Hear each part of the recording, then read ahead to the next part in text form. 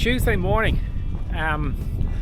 It is a beautiful day in Dublin, and it's theoretically day 2 of marathon. Well, it is day 2. It's day 2 of the 16-week program. But I've decided today I'm going to have a rest day. I'm going to take a complete rest day today. I pushed myself last night on that little 8k run with a couple of strides. I kind of did it because I just wanted to kick off the week of training with doing something, because that's what was written in the plan. But in hindsight, it probably wasn't the best idea, because I was really tired, and like I said, I had really underfueled. I was running at a massive calorie deficit, and that's just not good. I'm always telling people the only good training you can do is the training you can absorb, and I'm not sure I would have absorbed a whole lot from that training because I was just empty when I was doing it. So here's what happened. I went out on Sunday morning. I had a really busy day Saturday afternoon. I had a big family barbecue, so I was kind of very busy throughout the day, and I was exhausted. At the end of the day, I was exhausted. It was a great day. It's my son's birthday. And then Sunday I got up. I would have ran with the running club usually at 8:30, but when I woke up I was really tired, so I kind of fell back asleep, and I only got out of bed around about 8:30, and then went out and did my long runs. That was 26 kilometers. And it was quite warm.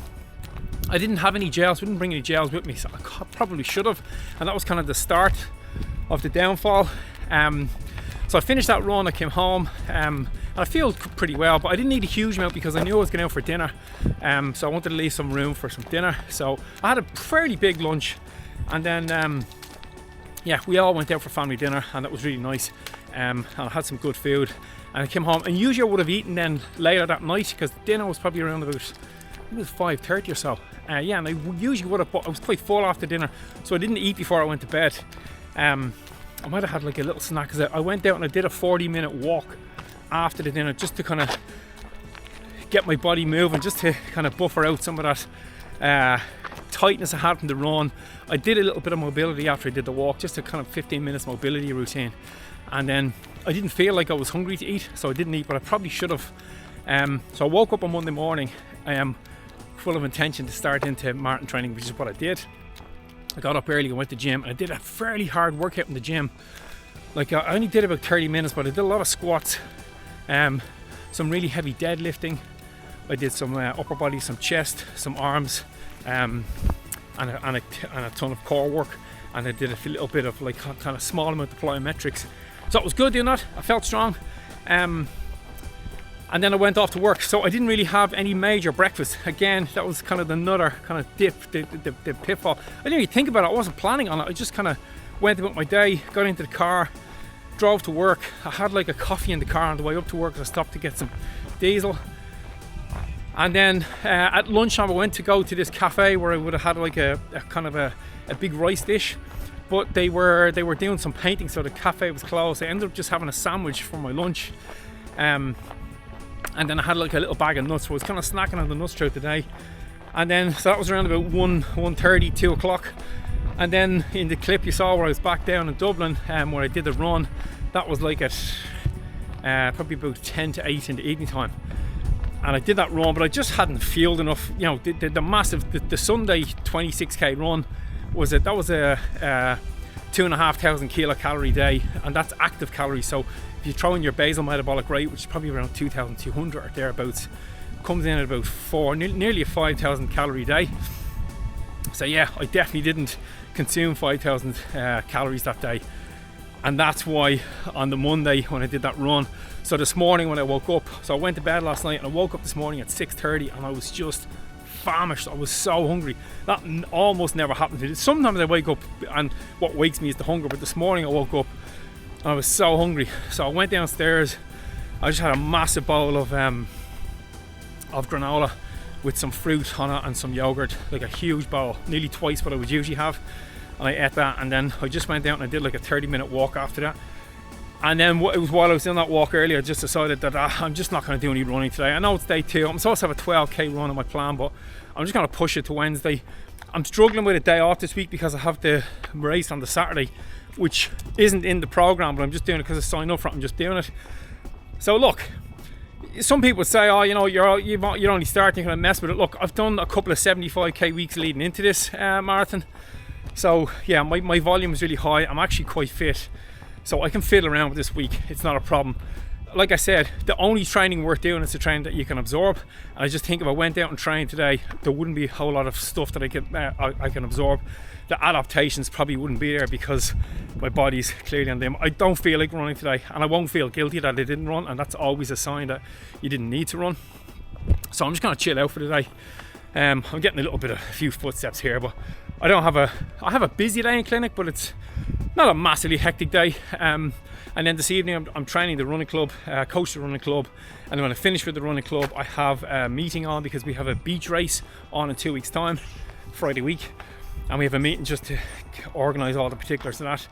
So it kind of takes the pressure off me not to run today because I don't have a huge window of time to do it. I would be kind of forcing it into a day where I could do without it. So just all those things added up, I just thought to myself, you know what, there's no point in putting yourself into the stressed out trying to squeeze the runs in for absolutely no reason this early on. I want to enjoy this training program, and I need to just adapt and take it on the fly sometimes, and that's what I'm going to do today. So I'm going to spend the day eating a ton of calories. I'm going to try and eat fairly healthily today. I'll get some eggs in at lunchtime. I'll go home and have some nice food, and then hopefully have a pretty good dinner, and I'll have a ton of fruit later on, and I'll keep snacking on the nuts. That's pretty much going to be what it is. I try to eat fairly healthily most days.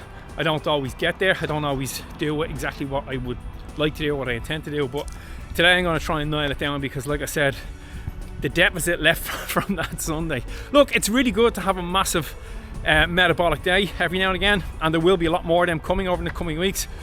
And I did intend, that's why I did the walk on Sunday night. I wanted to push up that metabolic output for the day. I wanted to just feel what it's like to be up around that kind of a marathon is probably looking at about 3,200 calories to run a marathon at my height, weight, and at the time I want to do that. So it's good to be up around there, you know. That's what forces the body to make those adaptations. So it would have been, like I said, Sunday was a fantastic day, a really big metabolic day, but it is a very good reminder, and it is great to have it this early on that I didn't fuel properly. I need to fuel. I need to get on top of the fueling.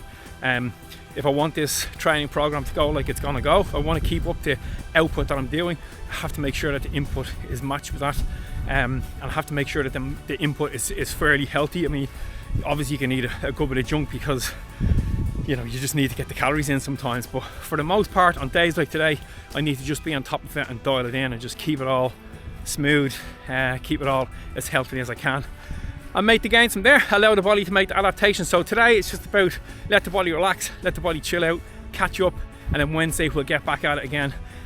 The week is going to turn into a good week anyway. I'm going to do more running than what I had on the plan. Like I said, my goal this year is to get a little bit more volume, so there will be more volume that's on the plan. Probably won't be as much as what I had hoped for this week, up around that 75 again. I don't think I'm going to get that because the race is only 10 miles, 16k, so that's going to be pretty much long run. Tomorrow's Wednesday. I might try and get in around 15 or 16k tomorrow. It's supposed to be a 13k run tomorrow, but I might just try and get 16 really easy, and then do a little bit on Thursday and take a rest day Friday, race Saturday, and then probably chill out Sunday because I have that Oasis concert. That's pretty much it for this video, guys. I hope this made sense. I hope it kind of informed some people. Yeah, if you have any questions about it, let me know. Yeah, and I will keep bringing more videos like this as I document my way through this Valencia training marathon. In the meantime, guys, you know what to do. Run far, run fast, most of all, run sensible.